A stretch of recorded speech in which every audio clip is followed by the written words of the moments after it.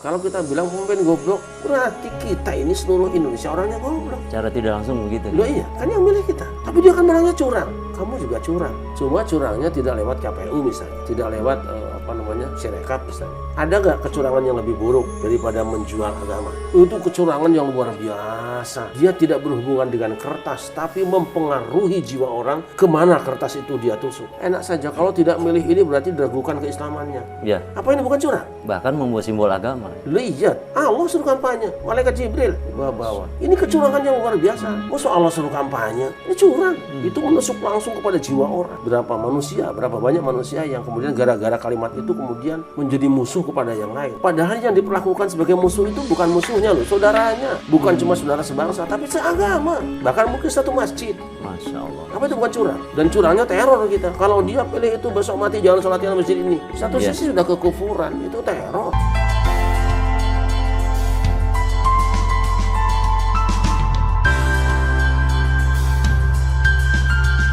Assalamualaikum warahmatullahi wabarakatuh. Waalaikumsalam warahmatullahi wabarakatuh. Para pemirsa Pada Suka TV di mana saja Anda berada, kami mengucapkan selamat menunaikan ibadah puasa. Mudah-mudahan segala rangkaian ibadah kita diterima oleh Allah Subhanahu wa taala dan kita senantiasa dalam keadaan sehat walafiat serta berlimpah keberkahan.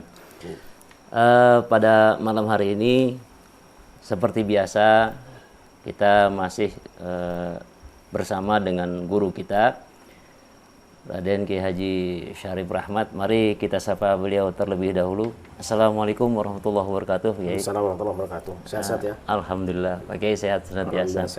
Alhamdulillah. Alhamdulillahirabbil alamin. Pada malam hari ini ada beberapa hal yang kiranya membutuhkan pencerahan dan penjelasan Pak Kiai. Terkait ini biasanya bulan puasa itu kan mestinya bulan yang penuh dengan rahmat, penuh dengan ketenangan, tetapi fakta yang terjadi di masyarakat ini yang pertama, konotasinya bulan Ramadan itu bulan tawuran. Kemudian bulannya ya pencurian dan segala macam hal-hal buruk justru terjadi di bulan Ramadan gitu. Terutama yang kami ingin soroti ini masalah kenakalan remaja. Mengapa kira-kira hal tersebut itu bisa terjadi dan justru malah semakin semarak di bulan suci Ramadan? Ini bagaimana menurut pandangan Pak Kiai? Iya, bismillahirrahmanirrahim. Anak muda itu kan punya orang tua. Iya. Anak muda juga umumnya menjadi warga binaan sekolah atau pendidikan. Ya. Mulai dari SMP, SMA sampai perguruan tinggi. Dan anak muda itu juga adalah bagian dari warga negara. Apa yang mereka dapatkan di ketiga tempat tadi itu akan mempengaruhi perilaku mereka. Keluarga sangat menentukan seperti apa model dan tipologi dari anak muda. Jadi dengan bahasa lain kan kita sering mendengar buah jatuh tidak jauh dari pohonnya. Iya. Pohonnya itu ya keluarga, ibu dan bapak serta lingkungan rumah tangga. Kemudian lingkungan kedua yang membentuk karakteristik anak-anak juga adalah sekolah, lembaga pendidikan. Nah, jadi sejauh mana lembaga pendidikan itu memberikan perhatian kepada perilaku anak, sejauh itu pula hasil yang akan diperoleh. Dan yang ketiga, negara. Sebesar apa keinginan negara untuk menciptakan generasi yang baik. Nah, maksudnya bahwa kebijakan apa yang dibuat oleh negara yang diyakini berdasarkan survei, berdasarkan pengalaman, berdasarkan analisa bahwa kebijakan yang diambil itu menjamin warga negaranya menjadi baik. Ini yang penting. Jadi 3 itu penting. Nah, kita melihat sekarang kita kehilangan idola keluarga. Keluarga siapa sih di Indonesia ini yang bisa dijadikan contoh keluarga yang baik Iya. dan orang tertarik untuk mengikuti dia. Demikian juga sekolahan. Sekolah mana sih yang berani mengatakan bahwa di sini anak-anak lulusan sini insya Allah baik akhlaknya. Karena yang ada yang dipromosikan itu bahwa alumni sekolah ini sudah jadi anu. Dan ketika reuni kan pamer. Satu sekolah dengan yang lain pamer, bangga-banggaan. Bukan saling merendahkan diri. Gitu. Nah, juga negara. Negara sampai hari ini belum menghadirkan seperangkat alat yang bisa membuat anak muda itu terhenti dari kecenderungan melakukan perbuatan yang tidak baik. Kita tahu bahwa anak-anak muda itu kan jiwanya serba ingin tahu, serba ingin mengekspresikan kelebihannya dan tidak pernah mau mengakui ada kekurangannya. Nah, jiwa-jiwa seperti itu butuh ada olahan dari negara secara masif lah ya, secara masif. Nah, sejauh ini saya lihat keluarga, sekolah, lembaga pendidikan, dan negara belum punya prasyarat yang memastikan atau meniscayakan anak-anak menjadi baik. Gitu. Satu hal tadi ingin kami tanggapi ya. Tadi Pak Kiai mengatakan bahwa betapa penting pengaruh keluarga dalam pembinaan akhlak. Namun ada kalanya begini Kiai. Di dalam sebuah keluarga barangkali anak muda itu sudah dididik dengan sedemikian rupa, tapi kemudian dia terpengaruh oleh lingkungan pergaulan. Nah, itu yang pertama. Lalu yang kedua, memang faktanya lembaga pendidikan dan lain sebagainya itu hanya menonjolkan kecerdasan intelektual. Dan kalau tidak keliru kan ada kecerdasan intelektual, kecerdasan emosional, dan kecerdasan spiritual serta kecerdasan sosial. Ini bagaimana kemudian menanggulangi atau mengatasi pengaruh lingkungan dan upaya untuk meraih 4 kecerdasan itu? Kita jangan memahami bahwa keluarga itu yang kita bicarakan satu keluarga. Iya, yang satu keturunan, ayah, ibu, dan anak. Padahal mau kita kan semua keluarga dari anak-anak bangsa itu mempunyai tradisi dan misi itu. Ya kalau cuma satu rumah saja yang baik, ya keluar kemana kecapretan dia akan menjadi buruk kan. Maka diharapkan setiap keluarga punya perilaku seperti itu, punya konsep seperti itu. Bukan satu keluarga, ya kan? Oh iya. Ya, kalau satu keluarga cuma satu yang baik, dia keluar nggak baik semua. Yang kita maksud adalah setiap yang bernama keluarga dia punya program untuk melakukan kebaikan gitu. Nah, tetapi kan ketika keluarga ini baik, apakah setiap yang ketemu baik dengan baik juga akan menghasilkan baik? Belum tentu, karena kepentingan yang berbeda, ada persaingan juga akan menimbulkan kemungkinan memunculkan buah tidak baik, perilaku tidak baik. Nah, di sini perlunya ada lembaga pendidikan yang mengarahkan mereka, gitu loh. Sekolah-sekolah semua mengajarkan kebaikan, udah baik anaknya. Tapi begitu keluar sekolah, keluar dari kelas, kan ada orang kan ada punya kebanggaan kampus sendiri dong, kebanggaan alma mater. Nah, ketika kebanggaan itu ditampilkan di hadapan yang di luar alma maternya, akan terjadi ketersinggungan. Nah, terjadilah bentrokan-benturan di situ, gitu loh. Bahkan di sekolah sendiri seharusnya ada peraturan yang mengharuskan bahwa anak-anak itu tidak boleh ada perasaan bersaing selain pada masalah ilmu, gitu. Jangan buka pintu bahwa anak-anak itu bersaing kemewahan, bersaing kehebatan kendaraan. Sekolah harus berani mengatakan di sini tidak boleh anak-anak bawa mobil. Semua siswa sini tidak boleh bawa kendaraan mewah. Kalau bawa mobil maka syaratnya harus bawa temannya 2 orang. Misalnya seperti itu.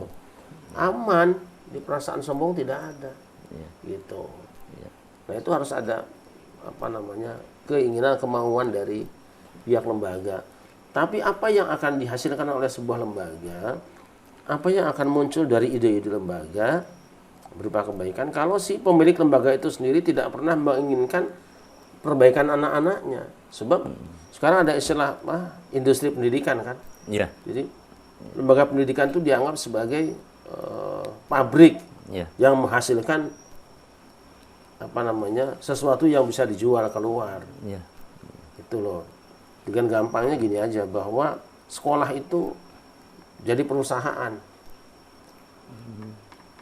Jadi mahal-mahalan biaya, kemudian mewah-mewahan gedung. Dan si ketua yayasannya biasanya kan mendapatkan uang dari sekolahan itu. Nah ini. Disinilah kemudian pemerintah harus punya inisiatif. Jangan biarkan orang-orang, dalam tanda petik ini jahat ini. Ini bukan lembaga pendidikan, tapi lembaga pemerasan ini. Ini kan perampok sebetulnya mereka. Ya. Nah, kesibukan mereka mengumpulkan uang, menjual lembaga pendidikan, ya kan? Dengan cara memeras dari keluarga siswa, itu yang kemudian melahirkan pikiran lain. Siswa nonton betapa kok yang punya sekolahan hidupnya mewah. Berarti selama ini dia cari uang dari kita dong. Maka si alumni itu juga akan berpikir punya seperti itu lagi. Karena melihat lembaga pendidikan sebagai lembaga komersial. Iya. Di sini pemerintah harus hadir. Lembaga pendidikan yang memberatkan atau di atas standar tutup. Maka pemerintah harus punya standar. Harus disamakan kayak UMR saja. SMP bayarannya misalnya 50.000, semua kudu sama. Nggak ada alasan. Terus SMA misalnya 100.000, semua 100.000. Pesantren itu masuknya 10 juta, semua 10 juta. Iya. Tidak boleh pesantren itu membebani calon santrinya untuk membuatkan gedung. Selama ini kan seperti itu yang ada. Iya. Ketika dia akan masuk daftar di satu lembaga pendidikan, anak-anak itu dibagilah. Misalnya tahun ini akan terima ada 500 santri atau 1.000 santri, kita butuh akan bikin gedung sekian. Maka nilai bangun gedung itu dibagikan kepada jumlah santri yang masuk baru, siswa yang baru. Kan gedung sudah ada.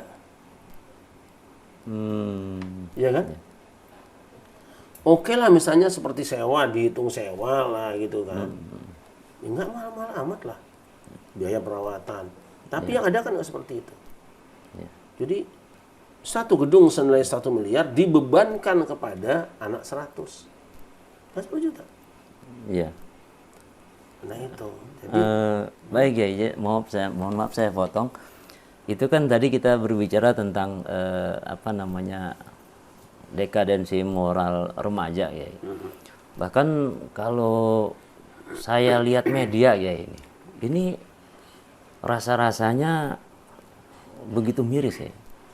Jadi rupanya di negara kita itu kenakalan remaja, saling bully-membuli, saling mencaci maki. Bahkan dari mulai, kalaulah boleh saya istilahkan, dari mulai saling membuli antar remaja, bahkan sampai ada yang membuli simbol negara. Misalnya pemimpin kita ya dicaci maki segala macam itu. Padahal kalau saya tidak keliru ya, itu kan ada sebuah hadis ya. Man ahana sultanallah ahanahullah. Ini bagaimana kemudian hal itu bisa terjadi ya? Dia sampai mencaci maki kepala negara dan lain sebagainya itu. Ini bagaimana kayak ini? Satu karena lingkungan tadi ya. Ya.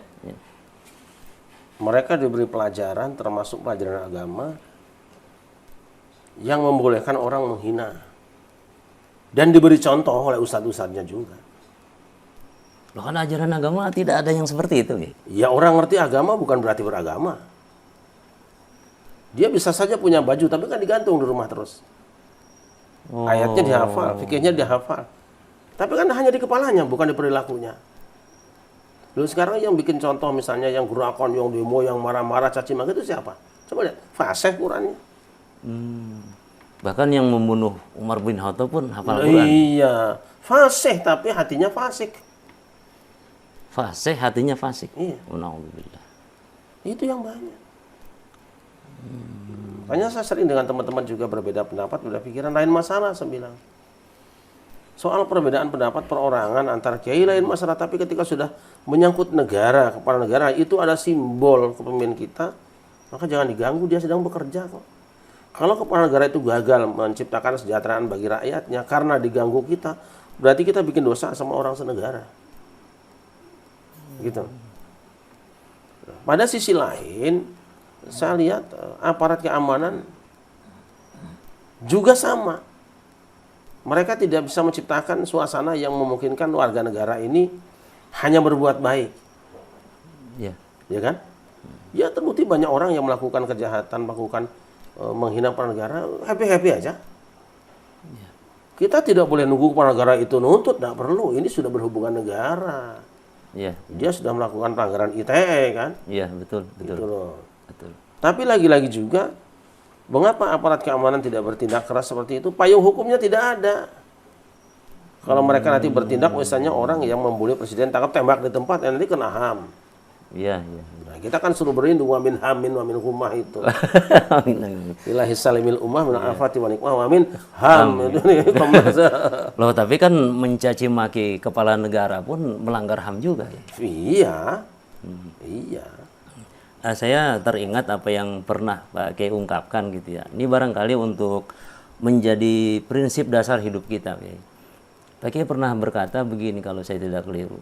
Jadi seekor ayam itu tidak akan cukup untuk memberi makan orang satu kampung. Ya. Jadi artinya kepala negara kita itu dari yang pertama kali negara ini berdiri sampai hari ini pada dasarnya sudah bagus dan sudah berkarya untuk bangsa ini. Ya. Bahwa mereka memiliki kekurangan itu hal yang wajar ya. Nah, tapi kan sebagian orang itu rasa kecewa itu barangkali kayak yang terlalu terlalu bergejolak rasa kecewa sehingga yang terlontar kata-kata caci maki dan lain sebagainya gitu. Itu karena orang tersebut merasa bahwa dirinya tidak pernah punya salah.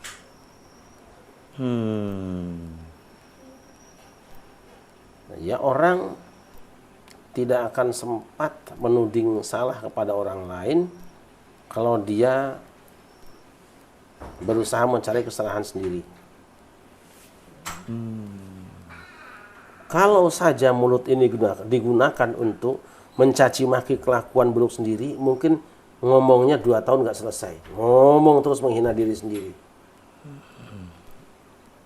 Tapi kan tidak pernah. Seharusnya kita bersyukur bahwa kesalahan kita, keburukan kita disembunyikan Allah, tidak diketahui orang lain. Syukur. Sebab kalau orang lain tahu, mungkin juga dia akan mencaci maki kita. Nah, coba hasibu anfusakum lah. Iya. Ya. Coba introspeksi. Gitu, introspeksi. Ada nggak kita kesalahan? Malah terbalik kan? Iya, iya. Ada nggak kita kebaikan? Harusnya kan begitu. Oh, kesalahan berarti dominan di kita ini. Pertama itu ya, perasaan bahwa dia tidak pernah melakukan kebaikan. Baiklah kita tidak pernah bersalah dengan sama manusia, tapi dengan Allah. Banyak kesalahan-kesalahan kita kepada Allah Subhanahu wa taala yang jika Allah itu menghukum kita, menista kita sebagaimana kita menista pemimpin yang kita anggap salah. Apa yang kita dapatkan hari ini? Ya. Itu ya. Yang kedua, dia tidak coba tenggelam kepada keadaan pemimpin. Seolah-olah dalam hatinya pemimpin itu cuma mikirin dia sendiri. Iya, iya. Yang dipikirkan banyak. Iya. Gitu? Apa kebijakan yang tidak cocok buat kita, bisa jadi buat orang lain yang lebih banyak dari kita, itu yang ditunggu. Dan seorang pemimpin kan pasti ngambil kebijakan itu bicara ke sana kemari. Dari keragaman pendapat yang ada, kemudian dari kepentingan yang berbeda, maka negara harus action, ambil salah satunya yang diyakini itu yang paling efektif untuk membahagiakan bangsanya. Bahwa ada yang tidak puas, bisa jadi karena apa? Karena memang itu tidak cocok dengan pikiran kita, mau kita. Yang kedua, jangan-jangan nafsu kita aja yang nggak pernah puas. Nah, terus juga yang berikutnya, kita tidak pernah berpikir sebetulnya apa sih yang pernah kita persembahkan untuk negara ini sehingga negara bisa berbuat baik pada rakyatnya. Memang kita sudah bayar pajak dengan benar. Memang kita sudah melakukan semua kewajiban sebagai negara dengan baik dan benar. Kan tidak kita. Kita lebih cenderung membela hak pribadi, tidak pernah berpikir sudah berapa persen kewajiban pribadi yang ditunaikan. Harusnya itu iyyaka na'budu wa iyyaka nasta'in, tunaikan kewajiban baru pikirkan apa hakmu. Tapi kalau setiap orang sudah melaksanakan kewajibannya selesai kok. Maka sering saya katakan bahwa seorang pemimpin yang muncul itu adalah cerminan dari kalkulasi akhir dari warga negaranya. Gitu loh. Kalau kita bilang pemimpin goblok, berarti kita ini seluruh Indonesia orangnya goblok. Secara tidak langsung begitu. Loh iya. Kan yang milih kita. Yang milih kita. Tapi dia kan menangnya curang. Kamu juga curang. Curang. Cuma curangnya tidak lewat KPU misalnya. Tidak lewat Sirekap misalnya. Ada nggak kecurangan yang lebih buruk daripada menjual agama? Itu kecurangan yang luar biasa. Dia tidak berhubungan dengan kertas, tapi mempengaruhi jiwa orang untuk kemana kertas itu dia tusuk, yang mana yang dia tusuk. Enak saja, kalau tidak milih ini berarti diragukan keislamannya. Ya. Apa ini bukan curang? Bahkan membuat simbol agama. Lihat, Allah suruh kampanye, malaikat Jibril bawa. Ini kecurangan yang luar biasa. Masa Allah suruh kampanye? Ini curang. Itu menusuk langsung kepada jiwa orang. Berapa banyak manusia yang kemudian gara-gara kalimat itu kemudian menjadi musuh kepada yang lain. Padahal yang diperlakukan sebagai musuh itu bukan musuhnya loh, saudaranya. Bukan cuma saudara sebangsa, tapi seagama. Bahkan mungkin satu masjid. Masya Allah. Apa itu bukan curang? Ya. Dan curangnya teror kita. Kalau dia pilih itu besok mati jangan sholat di masjid ini. Masya Allah. Satu sisi sudah kekufuran, itu teror. Dan inilah maka kita harus sadar sebagai warga bangsa, kita ini sudah berintegritas. Lintas agama, lintas suku, lintas etnis. Sudah itu jangan disebut lagi. Etnisnya jangan disebut. Sukunya jangan disebut, agamanya jangan disebut. Yang sedang kita bicarakan adalah konsep membangun negara. Bukan mengadu, mempertentangkan, mentarungkan sisi-sisi yang memang sudah awalnya beragam. Nanti lama-lama kalau sekarang kita sudah bicara keragaman etnis, nanti lama-lama antara Jawa dengan Madura ditarungkan. Jawa dengan Kalimantan ditarungkan. Jawa dengan Batak ditarungkan. Ini sulit, bangsa ini dulu membangun itu bukan gampang. Perjuangan luhur kita luar biasa. Yang ada adalah sudah stop. Segala sesuatu yang dulu kalian sudah berbeda kemudian dihentikan karena ada kepentingan bersama membangun negara dan bangsa ini, maka parsial tadi jangan dibicara lagi, sudah stop lah. Dikit-dikit kafir, dikit-dikit apa gitu, stop. Kalau ini sampai timbul kembali 100 tahun nggak akan selesai konfliknya. Satu orang aja tersinggung. Maka jangan pernah kalau ada orang misalnya melakukan kesalahan kemudian ditangkap oleh negara, misalnya seorang ulama kan, yang melakukan perbuatan melanggar hukum, ditangkap. Kriminalisasi ulama. Ini kan kebohongan. Padahal menangkap ulama yang kriminal sebetulnya. Bukan menangkap ulama, menangkap kriminal yang kebetulan katanya dia ulama. Kan baru katanya kita juga. Iya. Tadi ada yang menarik ya.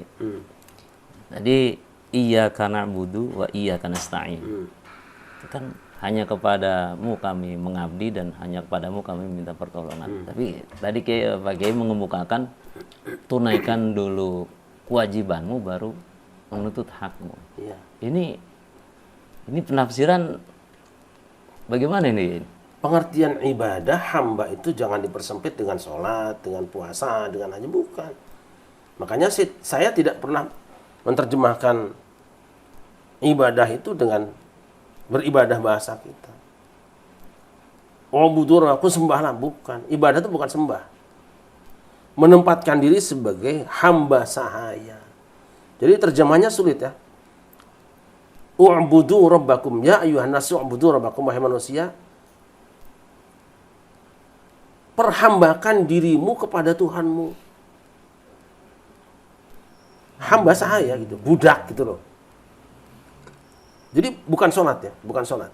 Iya. Semua perbuatan yang diperintahkan oleh dia as-sayyid al-muta', oleh Ar-Rabb itu, yang diperintahkan pada kita melakukannya itu adalah penghambaan.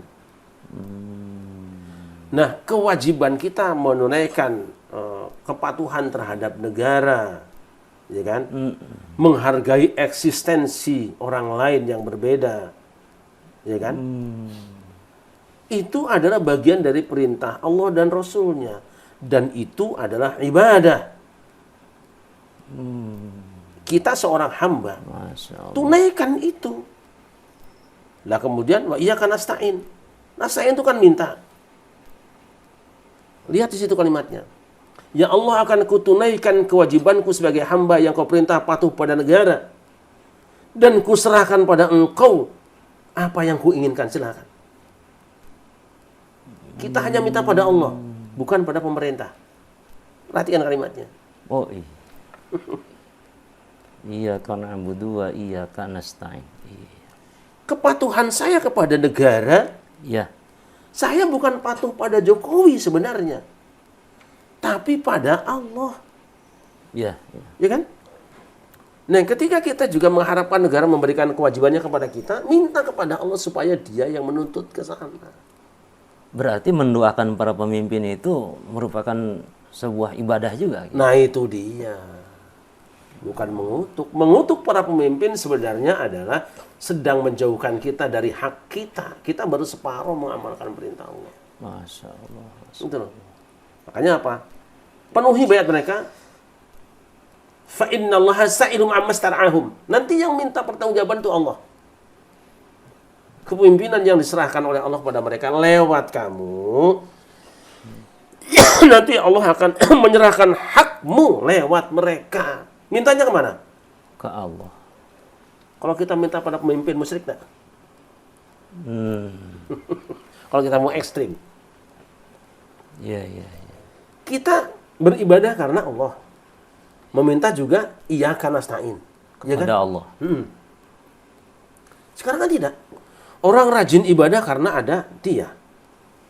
Sudah, musyrik kecil kan? Iya. Kita minta hak kita yang Allah sudah sediakan, mintanya ke makhluk. Kalau bahasa ekstrim, musyrik nggak? Musyrik.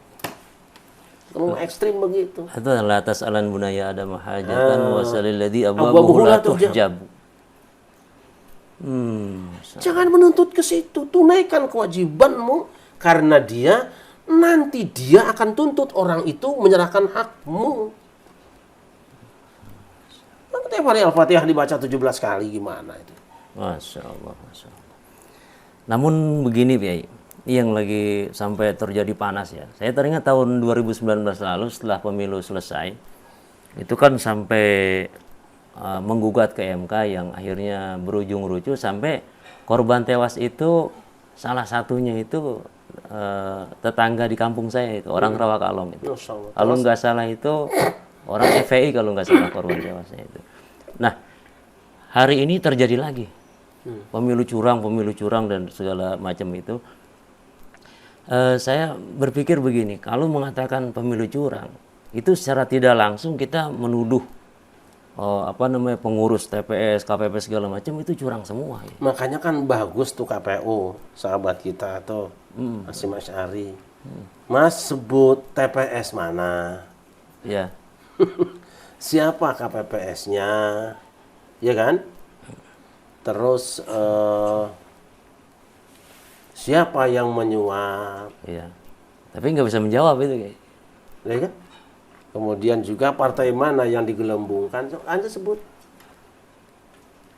Nggak usah muter-muter. Ditanya siapa orang, kan namanya cuma satu. Misalnya Syarif, oke. Ya. Ya kan? Di mana namanya? Panggil. Ya gelagapan nggak bisa jawab. Tapi saya lihat itu kan yang berbicara itu kan mayoritas dari partai yang katakanlah berbau Islami lah gitu. Padahal kan ada kaidah yang saya kira mereka juga paham itu kan al-bayyinatu lil mudda'i wal yaminu 'ala man. Iya. Orang yang menuduh menuntut lah, penuntut. Iya. Harus menunjukkan bukti. fakta hukum mana. Kau bilang bahwa Syarif Rahmat curang. Mana buktinya? Iya. Gitu loh. Yang mengingkari sumpah. Iya. Gitu. Ayo buktikan, tunjukkan dulu buktinya. Nah, nanti dalam masalah hukum kan ada bukti, ada pengakuan, ada saksi kan. Iya.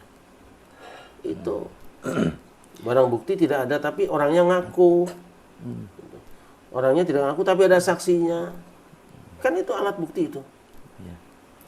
Kalau sekarang ini masalah Pilpres kita anggap sudah finish dan sudah selesai Pak Kiai. Saya yang awam saja Pak Kiai. Ini membaca sejarah waktu pengangkatan atau pembayatan khalifah setelah Rasulullah itu kan sempat terjadi cekcok ya. Antara Abu Bakar dari kubu Muhajirin dan Sa'ad bin Ubadah dari kaum Ansor gitu. Pada saat Pilpres lagi itu kan terjadi sempat ketegangan lah. Tapi setelah mereka semua membaiat Abu Bakar, kan semuanya legowo mendukung. Itu apakah itu tidak diketahui Pak Kiai? Bukan tidak diketahui, sulit ya. Ya mestinya kan kita bersikap seperti itu dalam bernegara maksudnya. Iya, tidak semua orang mau mengambil pelajaran. Saya teringat sebuah hadis. La yasluhu amru akhir hadhihi ummah. La yasluhu akhir hadhihi ummah illa bima salaha bi awwaluha. Umat yang belakangan, umat Islam yang sekarang ini, tidak akan mencapai kebaikan kecuali menggunakan apa yang telah membuat baik generasi awal. Ini saya renungkan bolak-balik itu. Apa sih sebetulnya yang membuat generasi awal itu baik? Sama pendapat? Tidak. Berbeda. Beda. Apalagi termasuk ketika Rasulullah wafat kan? Ya. Di Saifah Bani Sa'idah itu. Ya. Di situ ada orang yang dikerubungin Sa'ad bin Ubadah tadi kan. Sudah dideklarasikan sebagai capresnya. Capres, pemenang capres. Nah, inilah sudah. Gak ada pilihan lain. Dan kenapa para sahabat yang lain tidak buru-buru ke situ? Karena sedang memedikan jenazah Rasul. Sampai Rasul itu baru dikuburkan hari Rebo. 3 hari bayangkan saja itu. Itu memikirkan kepala negara. Siapa yang akan mengimami sholat jenazah? Siapa yang akan mengurus jenazah Rasulullah? Itu sampai ya hampir-hampir terjadi perang saudara lagi. Itulah tadi dihidupkan ini Muhajirin Ansor. Stop. Kalau sudah integritas tidak ada Muhajirin, tidak ada Ansor. Tidak ada pendatang, tidak ada pribumi. Tidak ada muslim, tidak ada bukan muslim. Stop, jangan bicarakan itu. Ketika kau akan bicara, kita pilih muslim di rumahmu. Iya. Jangan di situ, itu ada orang lain. Gitu loh. Kenapa Quran menggunakan ya ayyuhannas ubudu rabbakum bukan ubudullah, ayyuhannas manusia. Bahasa yang mengikat seluruh penganut agama yang berbeda adalah kata Rob yang mempersatukan ketuhanan. Hei seluruh manusia, Islam, Kristen, Hindu, Buddha, sembahlah Tuhan kamu. Hei seluruh manusia, sembahlah Allah. Yang Tuhannya Yesus akan marah. Yang Tuhannya dewa marah dia.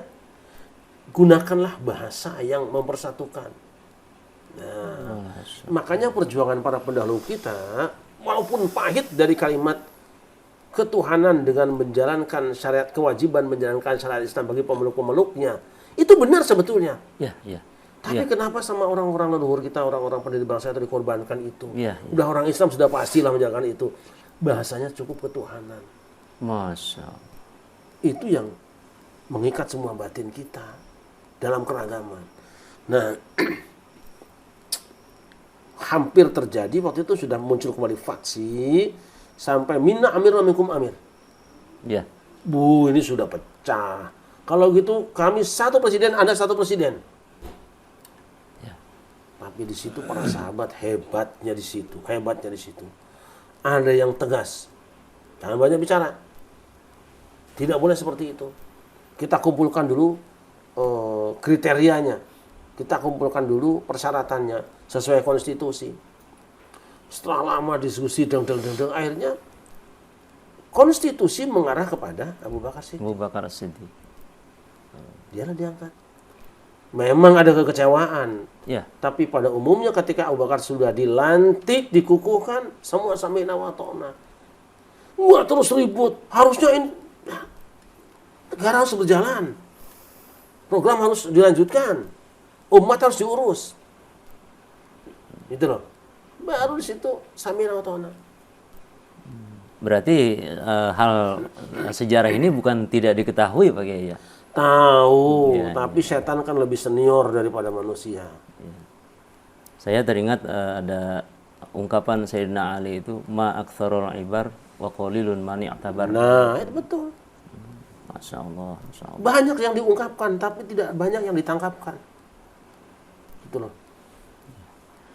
Jadi memang rupanya budaya bully membuli, caci mencaci itu dari level anak-anak, remaja sampai bahkan orang yang katakanlah berpendidikan, bahkan ya udah kadung disebut sebagai ulama gitu kayak gitu. Itu sampai mencaci Ya maki itu kan ulama pemerintah. versi tukang marah-marah.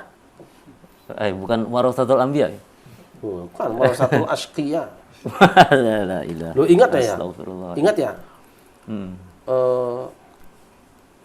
Karakter itu kan ada seniornya.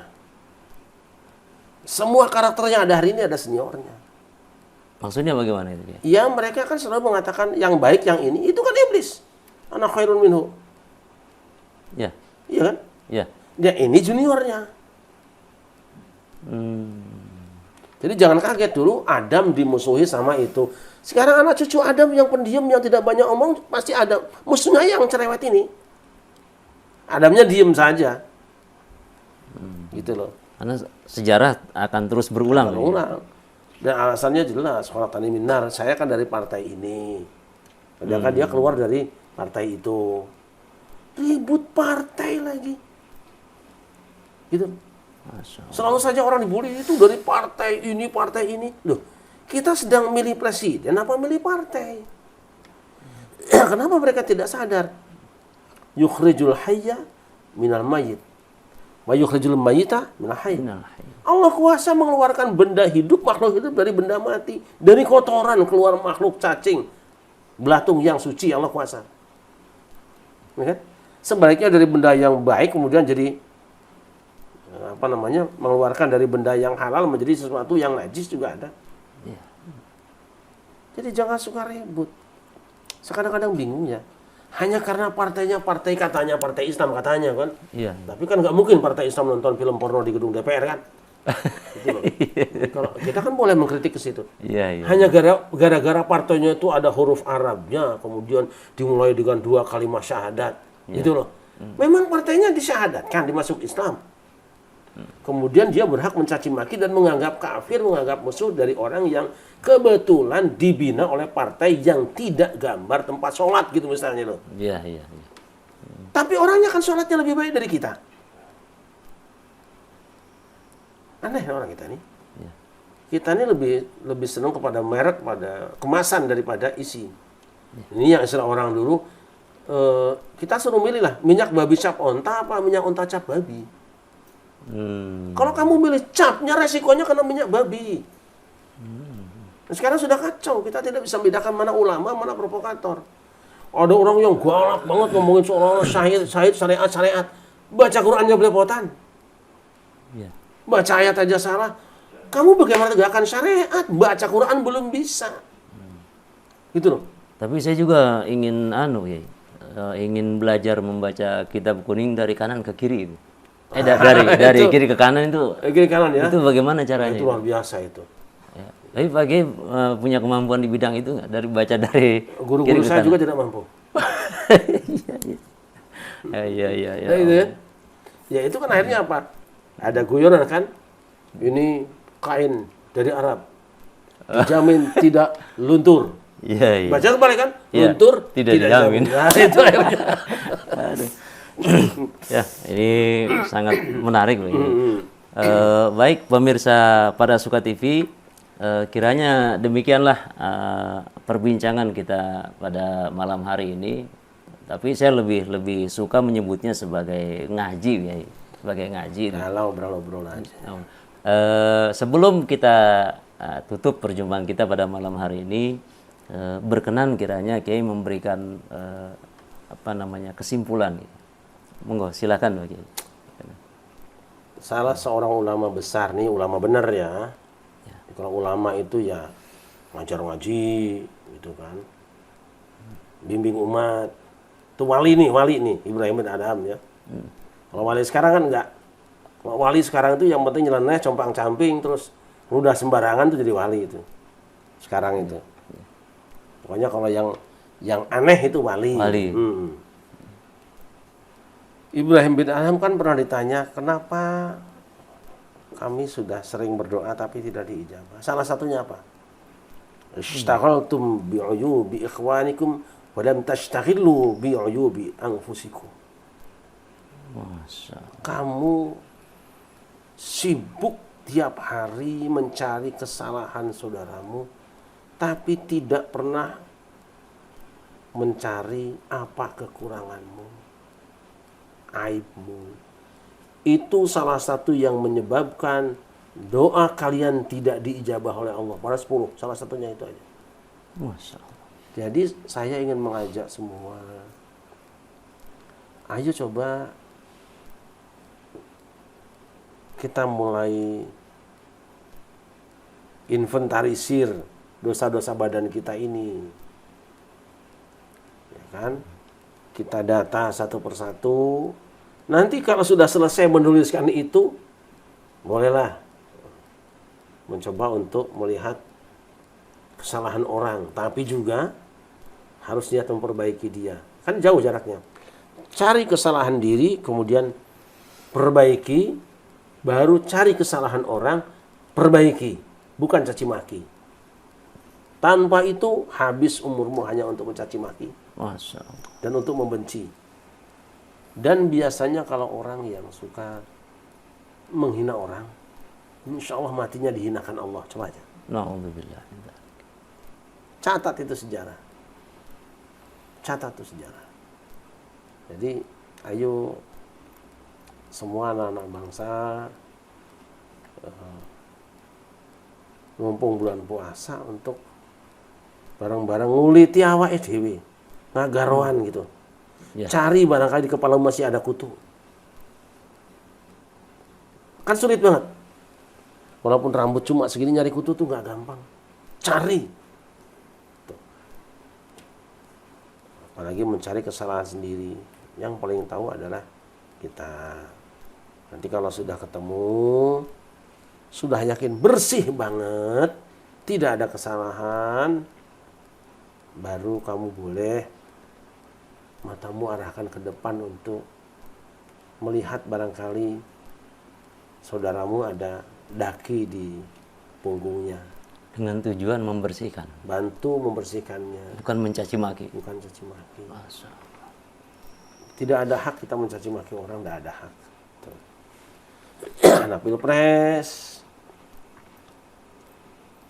kalau memang kita mau tidak mau dari awal dong, ya kan, protesnya dari awal. Itu pencalonan cacat, ya udah kami nggak ikut aja. Karena itu cacat, melanggar. Kalau begitu saya mengundurkan diri, kan gitu. Lah kok maju juga, kampanye juga. Sudah pencoblosan, belum dihitung, sudah curang.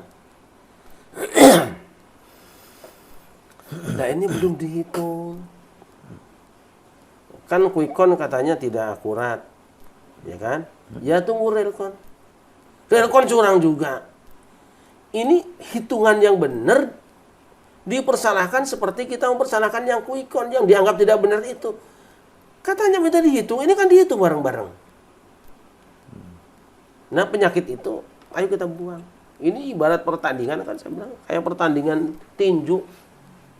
Tarung itu kan waktu di panggung, di ring itu. Yeah. Sudah selesai, masing-masing dapat sabuk, ini enggak, sudah selesai.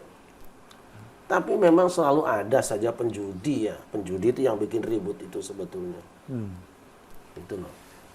Ramai itu kemarin ya pilpres. Selesai pilpres ya sudah. Iya. Kembali lagi gitu. Nah, orang-orang yang sampai sekarang masih bikin ribut, tobatlah. Nanti kamu akan dipersulit hidupmu. Jangan main-main.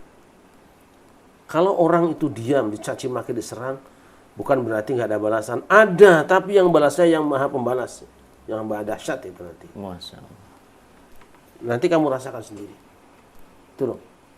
Ayo kita kembali rukun lah. Memang kita mau jadi apa sih? Ini kadang-kadang orang-orang yang udah tua-tua, nenek-nenek juga ngomongnya. Nah, kan mereka selalu kampanye apa? Ini adalah perang, ya kan? Ya. Pilpres ini perang. Ya. Kan al-harbu khid'ah. Perang itu tipu daya. Lah orang curang kok nggak boleh? Aneh aja sih. Kan Anda yang bilang ini perang. Ya. Kalau perang curang nggak? Curang. Ya. Masya Allah. Anda sudah bilang ini perang. Kalau perang ya orang pasti curang kan? Masa jujur? Nih saya bawa senjata. Nggak ada. Pura-pura nggak nengok, ceder. Itu perang namanya. Ngumpet atau nembak, ceder, pasang apa namanya? Mana itu? Jebakan itu.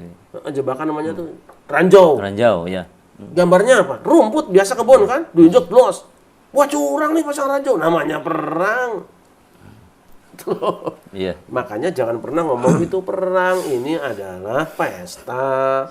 Kalau pesta ayo kita senang-senang bareng. Pilih makanan yang mana suka. Nggak suka jangan ditendang. Ada yang doyan. Gitu loh. Nah soal nanti mana makanan yang paling banyak dimakan itu urusannya catering nanti. Udah yang hitung ya. Ternyata yang banyak dimakan sate. Satenya habis sekian pak. Hitung.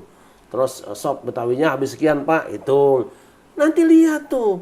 Yang paling banyak dimakan apa tadi? Sate ayam. Ya sudah, yang hitungnya kan memang catering. KPU. Itu loh. Udah itu aja. Ya, baik. Nah, ayo kita bareng-bareng damailah. Siapapun yang jadi kita doakan. Kita doakan. Amin. Allahumma amin. Amin. Demikian pemirsa pada Suka TV di mana saja Anda berada. Ya, pada intinya mari bersama-sama kita buang jauh-jauh selalu berburuk sangka dan selalu mencari-cari kesalahan orang lain. Pilpres, pesta demokrasi sudah selesai.